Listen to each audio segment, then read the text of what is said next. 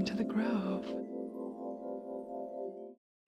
Hi everyone, this is Grace, and welcome to my ASMR tag audio.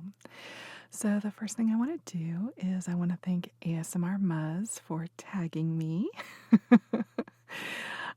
And kind of keeping this perpetual game of it going, which is really cool. And I just think some of these questions are really interesting. I think it's a great way to learn about your favorite artists, and I think it's kind of a fun way for us artists to learn about one another as well. So I hope that you enjoy this little mini Q&A, and be sure to check out ASMR Muzz's channel. He has some amazing content over there, and I know that you will love it. So I'm going to link his channel down below. Be sure to check him out. And then I am also going to tag 5 artists of my own. So you can see the links to their channels down below as well. And yeah, so let's just keep this going. It's really fun. So I'm just going to go ahead and dive right in. And it's kind of funny. I'm actually supposed to be recording a different audio tonight, but I don't know if you can hear it in the background or not. I can hear it. It's driving me crazy. But my neighbors are doing laundry, and apparently they haven't done laundry for a while. It's been going on for a couple hours now. I know they have kids, so maybe they just have a lot of laundry piled up, but there's like this mechanical hum in the background, and it's enough to ruin a professional recording. So, yeah, and then my stomach is kind of growly too. Because I ate dinner before I came in here, which is usually not a great thing to do because the mic just picks up every little noise. So I thought it would be a good time to try to record, something that just is a little bit fun. And if there's a little bit of background noise or growly tummy, it's not going to be such a big deal.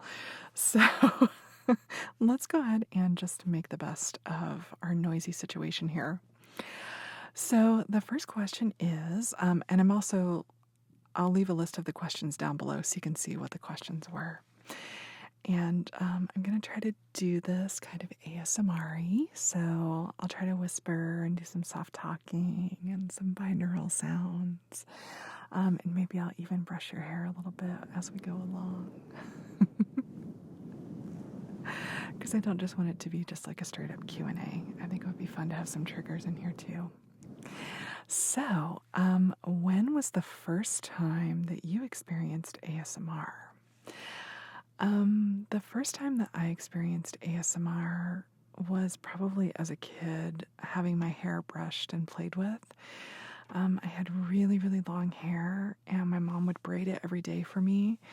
And that was always like one of my favorite things during the day. And then when I got older, I would, get my friends and my aunts to, brush my hair and play with my hair and braid my hair. And I didn't know what it was at the time, but I was actually getting like tingles and getting ASMR from it. And then also watching Bob Ross and Mr. Rogers, and yeah, they were both like really chill and calm and had this, quality that sort of put you in this like ASMR trance. So when I would watch them when I was a kid, I would always sort of bliss out and not really know why I loved to watch them so much. But it was because they were actually giving me ASMR. So those are kind of my ASMR experiences. When was the first time that you watched ASMR on YouTube? It was about 2.5 years ago now. Yeah, about 2.5 years. And that was the first time that I saw it, and I stumbled on it by accident, like many of us do. And it was the most amazing thing ever because it completely and totally transformed my life. And the first channel that I ever saw was Gale Force Audios. He is an amazing artist. He is not an ASMR artist specifically, but he does use elements of ASMR in his audio work. And yeah, he kind of was like my gateway. So I'm going to link his channel down below as well. And trust me, ladies, you don't want to miss it. And boys, too. What is your favorite unintentional ASMR video? That's a really good question. I recently watched an audio of a potter who was showing how to make teapots, and he had like a really cool voice, and just watching him work with the clay and mold the clay into these teapots was just it was really cool. And I really liked that one, and it gave me some tingles.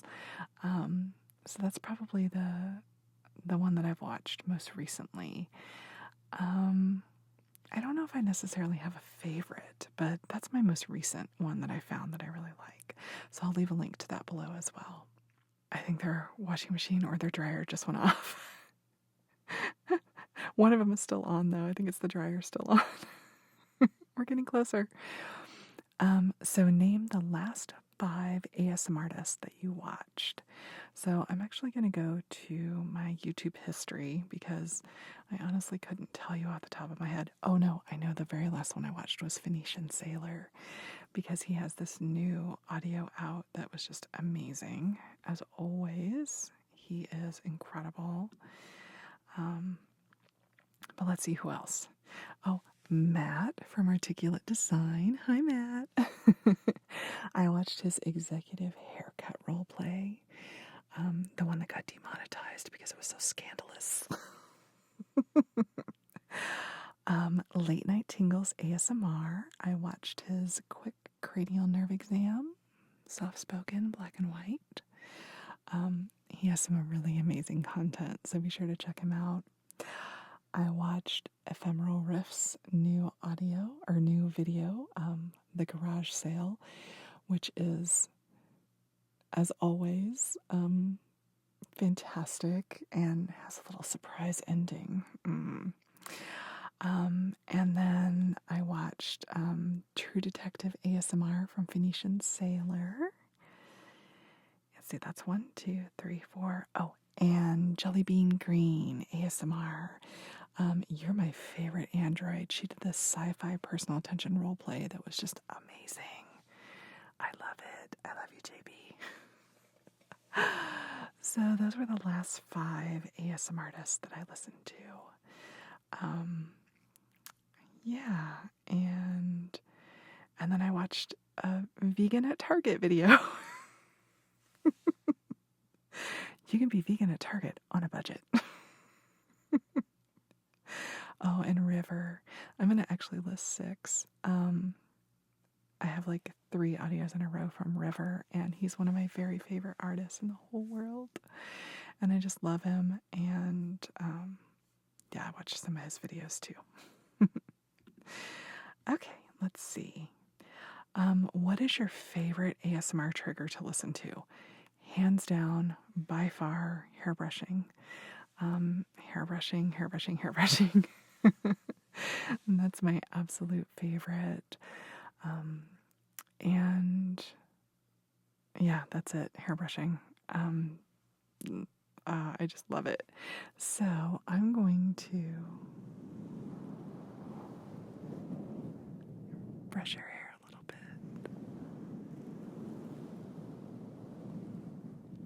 It sounds like the ocean. It's so wonderful. I just love it.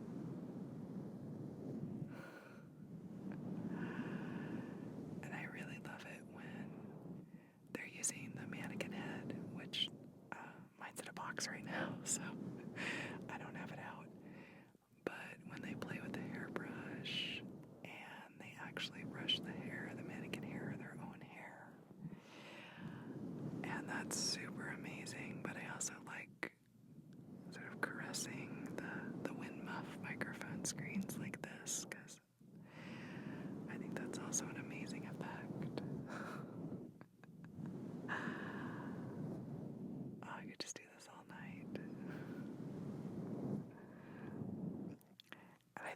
Whispers Red has some of the most amazing hairbrushing ever.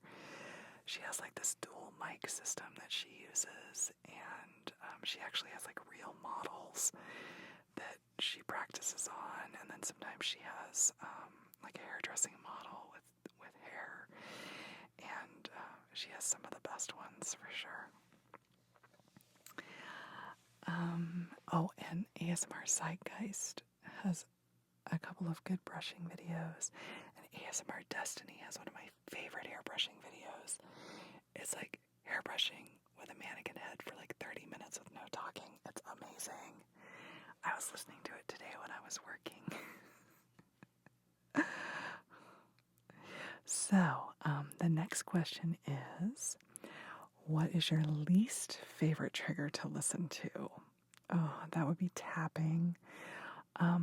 I like really soft, gentle, slow, light tapping. I enjoy that. But the really fast tapping, it makes me so nervous. I can't handle it. It makes me so nervous. It actually makes me start cringing and like physically wanting to move away, and I have to immediately shut the video off. I just can't handle it. So, do you use ASMR to relax or fall asleep?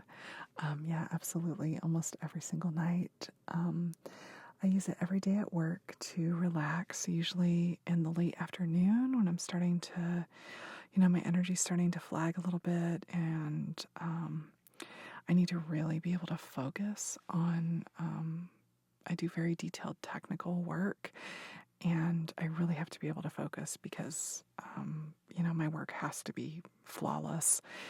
And I use ASMR to really help me focus and relax and just kind of get that second wind in the afternoons. And then I also use it to fall asleep pretty much every night. Actually, last night I fell asleep listening to ASMR in my living room. Actually, Matt's haircutting video. Thanks, Matt. And yeah, I fell asleep in the living room, and I didn't wake up until like 4:30 in the morning, which is about 30 minutes before my alarm was going to go off. So yeah, I use it every night. Let's see, what is your bedtime routine? So usually I'm listening to ASMR while I'm doing some work in the evenings, and then I brush and floss my teeth, kind of put on my pajamas and get my water, go around the house and make sure, all the dishes are done and the living room's picked up, and, everything's sort of neat and tidy. I put out my towel and my wash rag and all my shower stuff for the morning, pick out my clothes for the next day, and yeah, and then I kind of just go around the house turning off the lights, and I usually have my headphones in and I'm listening to ASMR while I'm doing all that to sort of really get ready for bed. And then I climb into bed and listen to some more ASMR, and sometimes I'll take my headphones out before I fall asleep.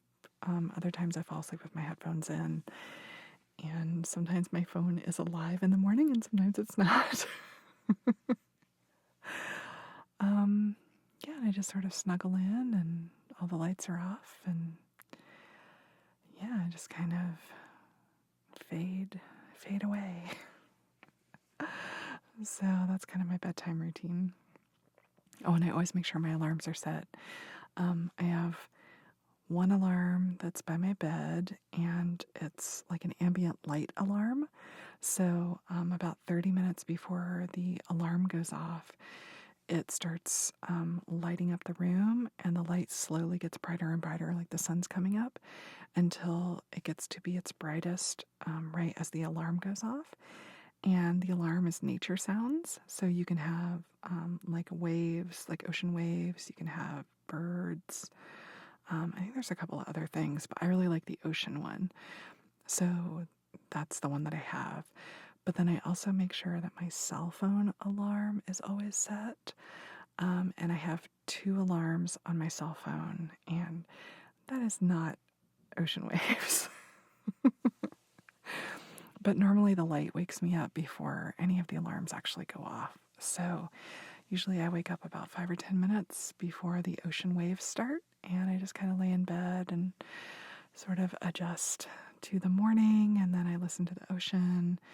And then when that goes off, I usually get up, and so I turn my cell phone alarm off before it actually goes off. But sometimes I need that because I'm really tired.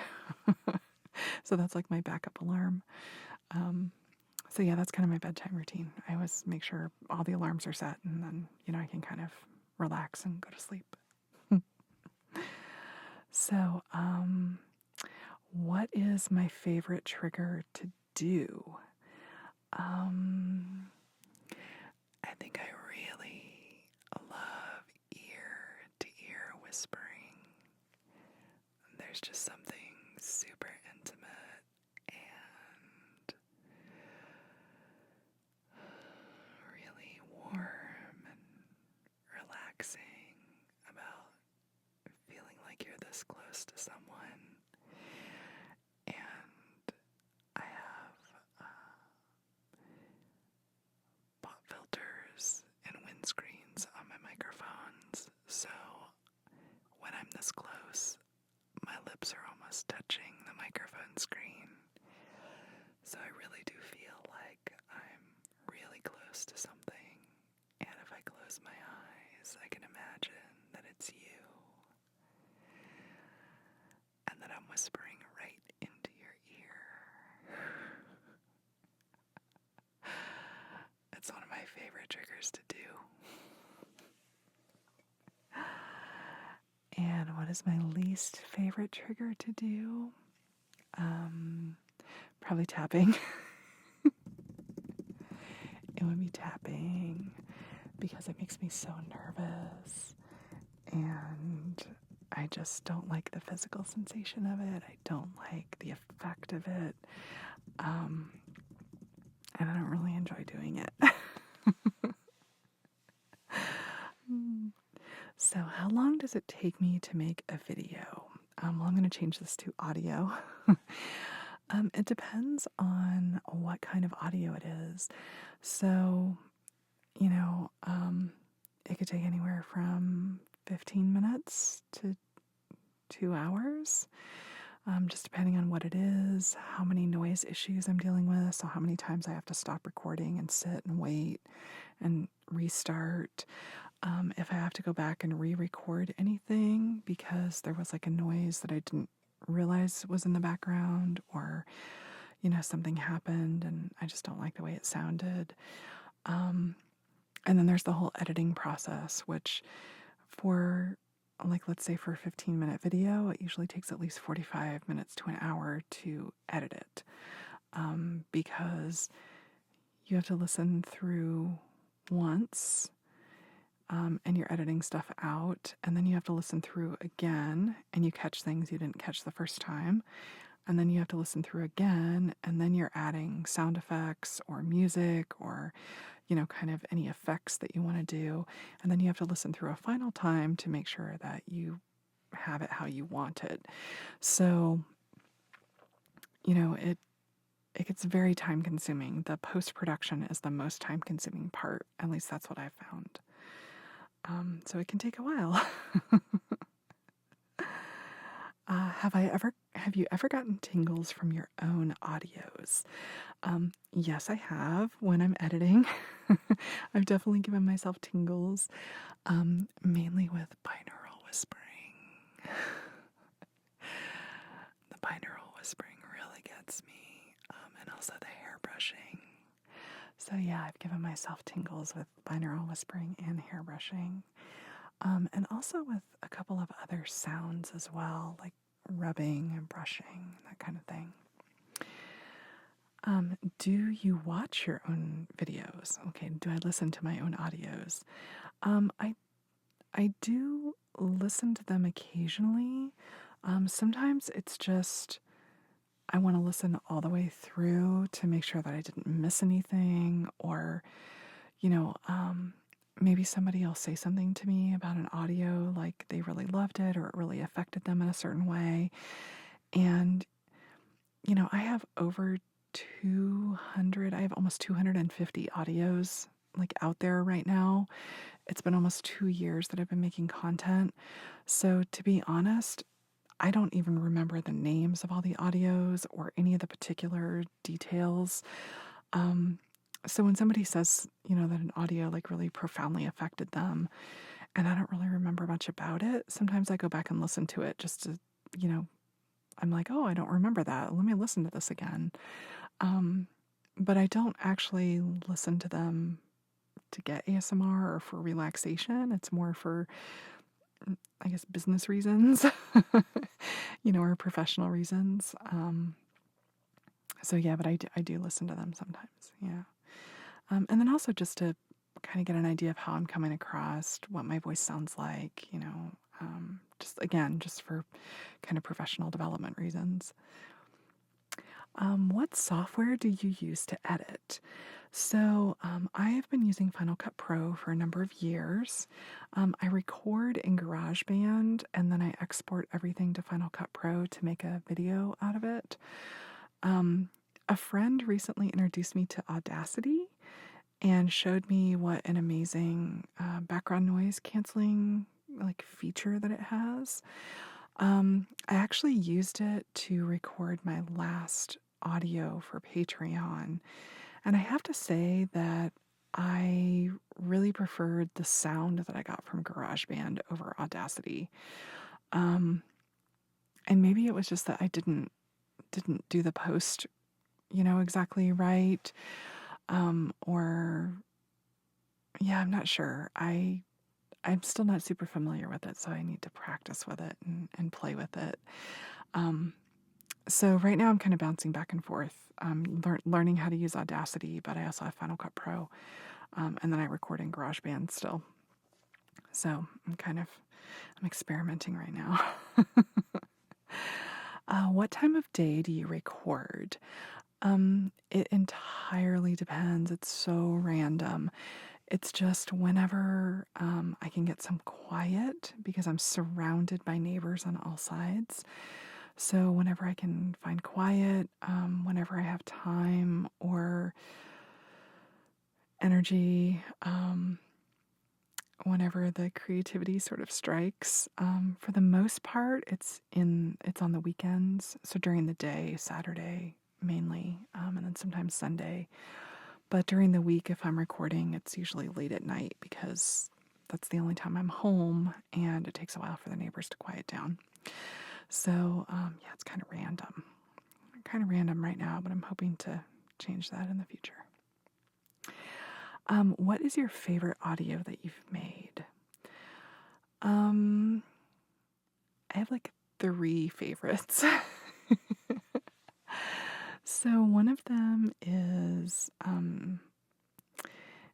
it was one of the first audios that I ever made, and I still just love the story. I love how the audio came out. I love the music in it and the tension that sort of builds over the course of the audio. And it's one of my sensual audios. It's a girlfriend role play, and it's called Strangers. I love that audio. I love that story. Another one is one that I did that was inspired by a musician that I know, and it's The Light in the Darkness, or The Darkness in the Light. I'll link them down below. See, I can't remember the names of my own audios.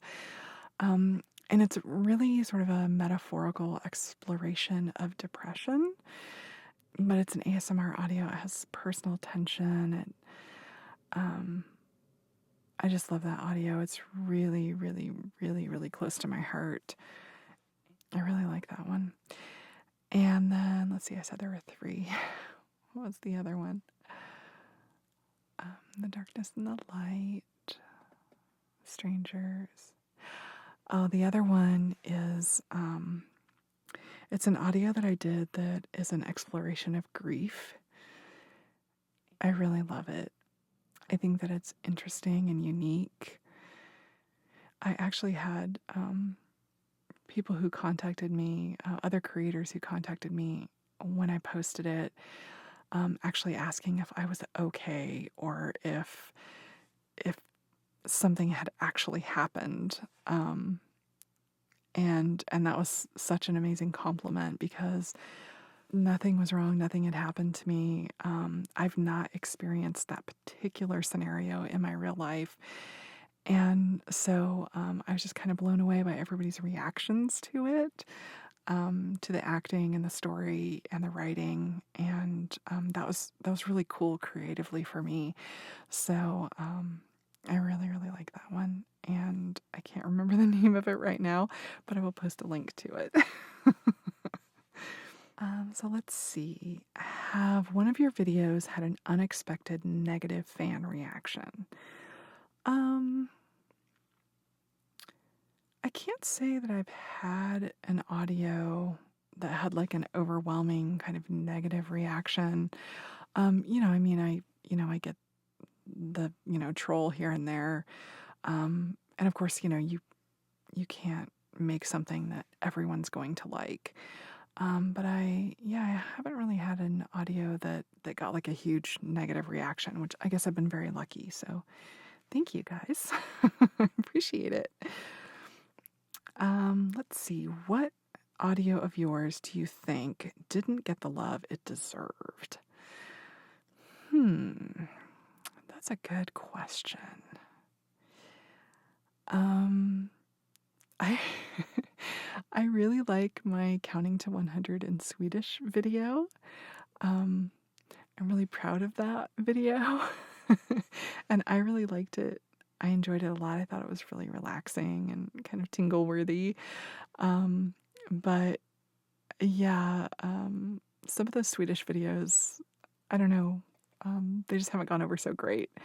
So I don't know if it's just that there's not a lot of people that are interested in Swedish or that maybe appreciate it. I think it's one of the most beautiful languages and I absolutely love it. But yeah, those don't always get like the views that I think they will. I guess because I love it so much, I think everybody should love it. Okay, what's something the audience doesn't know about the behind the scenes of your channel? Ooh, I'm getting ready to spill some tea. Look out. I think one thing is that I record in my closet. Yeah, so I record I have a walk-in closet and I've turned it into a recording studio as best I can because I'm renting, so I can't make any permanent, modifications to the structure. But I've done the best that I can. And actually, if you follow me on the Tingles app, if you support me on the Tingles app, there's actually a behind the scenes video of my studio right after I got it like all sort of set up and kitted out. So if you follow me over on Tingles, you can have an exclusive behind the scenes video of my studio. But it's really cool, comfortable space. I really like it. Obviously, I would love to get something more soundproof in future, like possibly an actual sound booth, but that's not something that I can do at the moment. I would need to be someplace more permanent for that to really be cost effective. And this does the job. I just have to sort of time my recording a bit. And let me see what else. I have to tell you something else. There has to be more tea out there. There has to be. Oh, I know. I have an inspirational photograph in my studio, and I'm actually looking at it right now. And it is a photograph of myself and the lovely Emma from Whispers Red when I met her in San Francisco. And I cherish that photograph, and it's very inspirational for me. And it's just really a cool a cool little thing that I have in my studio. So thank you, Emma, for an amazing experience and for taking the time to talk to everybody after the show and take photographs with people and for just talking with me for a little bit. I really appreciate it. So I'm sure all of you are already subscribed to her, but if you aren't, please go to her channel and check her out. She's amazing. So, let's see, next question. What's the most absurd request you received from a fan? I don't know that I've really received any absurd requests. I think sometimes in the comments I get requests for things that I've already done. And I think it's just because, like I said, I have so many audios that people just maybe haven't had a chance to really check out the entire catalog. Or, I try to have things set up in playlists, but I think sometimes maybe, it's if you're interested in a particular trigger, it might be hard to find that, just paging through my channel. So people ask for things that I've done already, and I try to respond to them and provide a link to videos, that kind of are what they're asking for. But I don't know if I've really received any like absurd requests. I think that's very subjective. One person's absurd might be another person's completely normal. So I try not to be judgy. But I appreciate all the interactions from my subscribers and my listeners. And, I haven't been able to respond to comments as much as I used to just because of, timing and not having the time available.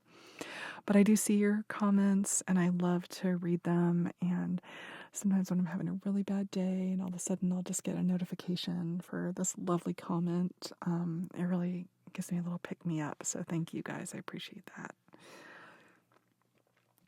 And do your family and friends know that you make ASMR videos?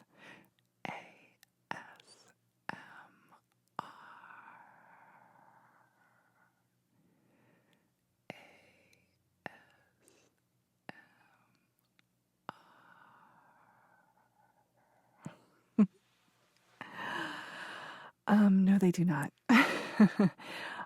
Because I also create sensual and erotic content, along with regular traditional ASMR content,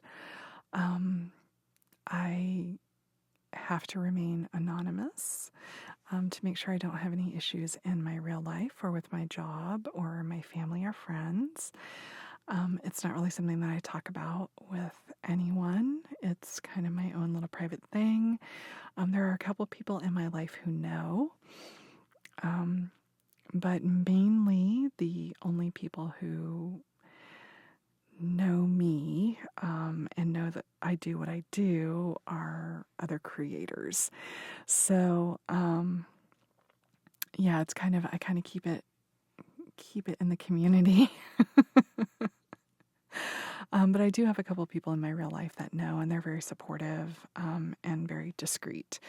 And everybody else has no idea. And that's exactly how I intend to keep it. Have you ever been recognized in public? Well, obviously, because I don't show my face and I don't work under my real name, I have not been recognized in public as Grace. While there is always the chance someone might recognize my voice at some point, which I'm expecting at some point, that hasn't happened yet. So, yeah, so far I've been able to scoot under the radar. What inspires your audio ideas? So I take inspiration from everywhere, from books, from movies, from music, from, scenarios in my real life, from, sort of things that I wish could be or how I wish things were, or sort of how I envision the world should be. I get inspiration from there as well. Like I want to create, I want to help create the world that I think should be, how people should treat each other and what relationships should look like. And again, that's very subjective and, sort of personal. And I also get inspiration just from like random weird things. Like I'll just be driving in the morning. I do a lot of brainstorming in the morning. I take a lot of notes in the car. Siri is my personal assistant. Yeah, I'll just be driving and I'll be listening to a song and I'll hear a word or a phrase and it'll sort of, spin my mind off in a certain direction. And then I'll sort of make some weird associations and end up down a rabbit hole, and come up with an idea for an audio. It's always just very sort of sudden and random. And I just have to write them down before they sort of fly away. So yeah, it's a lot of different things. Also conversations with other artists, with, friends. Um, we'll just be kind of bouncing ideas back and forth. And it's like, oh my God, that'd be amazing audio. I should write that down. So they just kind of come from everywhere. If you're open, you can get them from everywhere. Where do you find yourself spending the most time online? Twitter and YouTube. I spend most of my online time on Twitter and YouTube, that's for sure. Yeah, I'm on Twitter, pretty much like on and off all day, every day. It's definitely my social media platform of choice. And then, YouTube, that's pretty much my entertainment. I'm watching other people's videos or I'm, uploading my own videos. And then, yeah, it would be those two places for sure. Okay, and final question. What advice would you give someone who wanted to make their own ASMR content? So I have a whole podcast series on ASMR and kind of advice for ASMR creators. So if you want to check that out, I've done some really cool interviews. I interviewed Matt from Articulate Design. I interviewed Muzz from ASMR Muzz. I interviewed Mike from Tierra de Aguelo. I also interviewed Tim Van Orden from Running Raw. He does not produce ASMR content, but he is a YouTube creator, and he's just an amazing, amazing guy. And I've talked about what it's like to be a creator, the things that you really need to look out for, what you need to do to take care of yourself and protect yourself.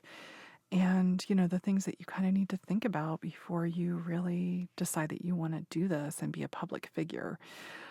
So there are a lot of things to think about. And I think one of the first things that you need to think about is what type of content do you want to do?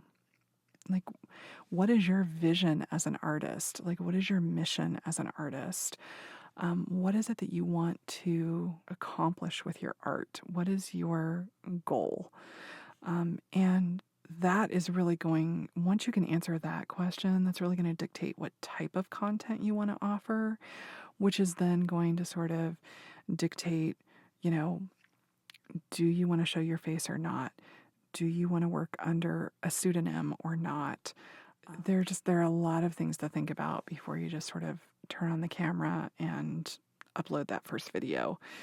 So I would say my main advice would be figure out who you are as an artist.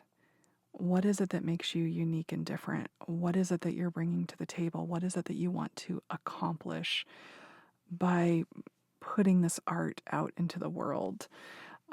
And stay true to that no matter what. And if it takes you a while to build an audience, then it does. But if you stay true to yourself, you're going to build an audience that's going to be true to you and going to stick with you because they are attracted to what you're doing organically. Don't make videos just to get views. Don't do things because you think it'll make your channel, grow 5 times faster. Especially if it's something you're not comfortable with or not something that you really want to do. And, for people who are younger, especially young women, I love sensual ASMR. I love erotic ASMR. There's absolutely a need for it and there's a place for it. But it's not something that anybody should enter into lightly because there are real world consequences for putting that type of content out into the world. If you're not ready to deal with those consequences or you don't have a plan in place to deal with those consequences, then you're not ready to do that type of content or put it out into the world. Again, you have to decide who you are as an artist and what you are and are not willing to do, what your purpose is, what your mission is. And if you're being pressured to produce content that goes against that and makes you uncomfortable, don't do it. It's not worth it because what we are doing will outlive us. It will be out there forever. And once it is out there, you cannot take it back. You cannot change it. You don't ever own it again, and in a metaphorical sense. So be sure that what you're putting out there is what represents you and something that you can be proud of, 20 years from now. So that would be my advice. And maybe that's a little bit dramatic and heavy. I don't know. But yeah, art has a higher purpose. I mean, entertaining is good. Entertaining is a purpose. There's a need for entertainment. And there's value in entertainment. But I think that art can have a higher purpose than that. I think we could entertain, but we can also do more. And I think that we all have a very unique opportunity in this community to really, really help people. And I would just encourage anybody who's thinking about putting content out there to really examine that idea, to play with it, to see what they can do with it, and, to bring something new and exciting to the table. Well, listen, thank you guys. This was super fun. These were some really good questions. And thank you to Gibi. It's my understanding that she kind of started this whole, tag your it game. And so thank you to her for starting this to begin with. And thank you to all the wonderful artists who have come before me and answered these questions. And thanks again to ASMR Muzz Superbud, for tagging me and including me. And then I am going to tag, I'm not sure yet. I'm going to have to figure it out because I know a lot of people have been tagged already. So I don't want to double tag anybody. So, yeah, I'm going to leave that as a surprise. So if you want to find out who I tagged, just go down to the video description and you'll see it right there. And then I will also post it out on Twitter. So if you are not following me on Twitter, why not? Go ahead and follow me over there. I'm on there every day, and it's the best way to see what's going on with the channel and interact with me. Also, be sure, if you are enjoying this content, to hit the like button and leave me a comment down below. And then, yeah, I'd like to know, what's your favorite video of mine? Or what is your favorite trigger that I do? So let me know down in the comments down below. And then be sure to hit that subscribe button and the notification bell so you get the notifications. Be sure to check out all the other artists that I have listed. They're all fantastic and wonderful. And to any little budding creators out there, I just encourage you to, get out there and start making some art and, yeah, show us what you got. All right, thanks guys, and I will see you next time.